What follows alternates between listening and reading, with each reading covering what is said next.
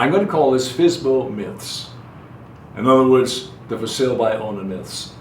And I produced this from an article written by Amy Fontanelle, and I want to give her credit for it.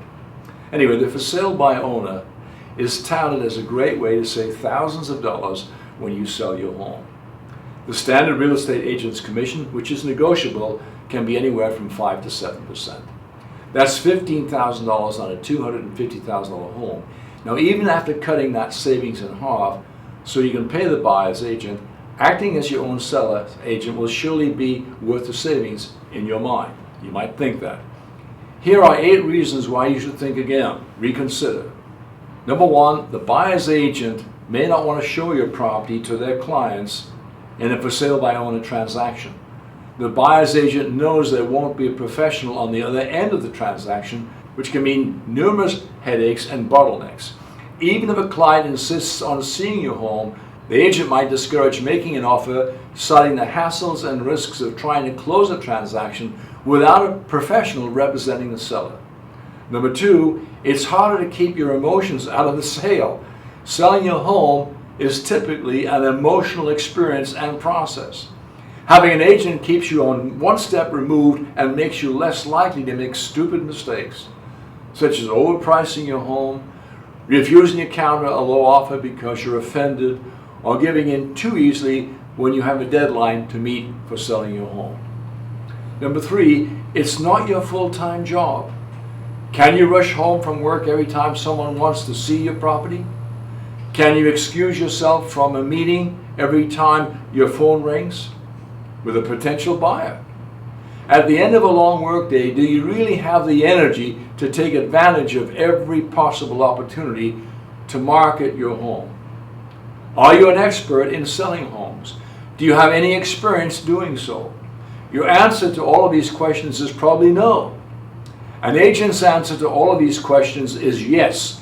In addition, by going through an agent, you'll get a lockbox for your front door that allows agents to show your property even when you're not home or even available.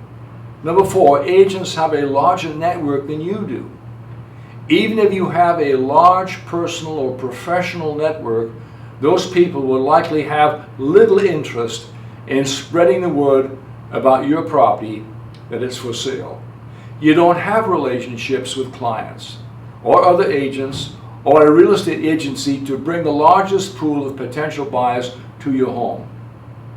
A smaller pool of potential buyers means less demand for your property, which can translate to waiting longer to sell your home and possibly not getting as much money as your house is worth.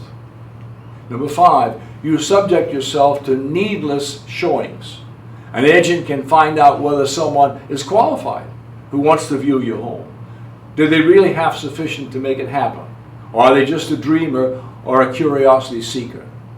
It's a lot of work and a major interruption every time you have to put your life on hold and make your house look perfect and show your home.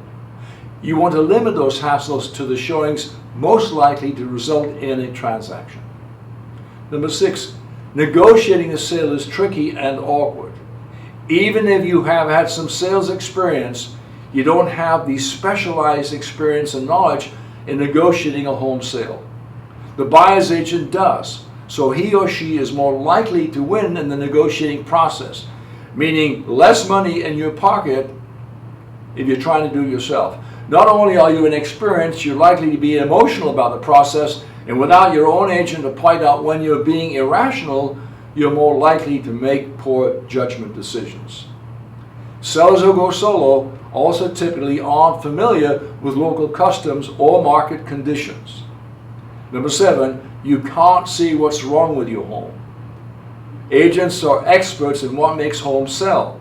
They can walk through your home with you and point these changes that need to be made to make the home presentable, make it attractive, and get the best offers. You can't get a second chance at the first impression. They can see flaws obvious to them that you may not see, because you don't simply view them as flaws. They can also help you determine which feedback from potential buyers you should act on after you put your home on the market for sale. Improve its chances of selling as much as possible. And finally, number 8, you put yourself at risk of being sued. A lot of legal paperwork is involved, and it needs to be completed correctly by an expert. One of the most important items in the seller's disclosures are these particular items. Unless you are a real estate attorney, your agent probably knows more about disclosure laws than you do. If you fail to disclose a hazard, a nuisance, or a defect, and the buyer comes back to you after they've moved in and found a problem, they could sue you. Agents can make mistakes too, but they have professional errors and omissions insurance to protect themselves and you as a client, to give the buyer recourse so the buyer may not need to pursue the seller for the damages.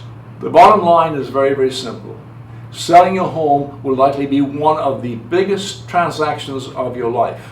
Agents can get broader exposure for your property, help you negotiate a better transaction, dedicate more time to your sale, and help keep your emotions at bay from sabotaging the sale.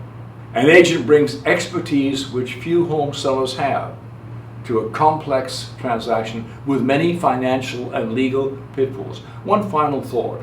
In many, many cases, owners of property have equity but no ready cash to make repairs necessary to put the home in tip-top shape. In our company, we have what we call a cosmetic repair program, which will enhance the value of your property. A small loan from our company with reasonable interest will put your home in excellent shape, and in many cases get more for the home than you would have had if it hadn't been repaired properly in the beginning.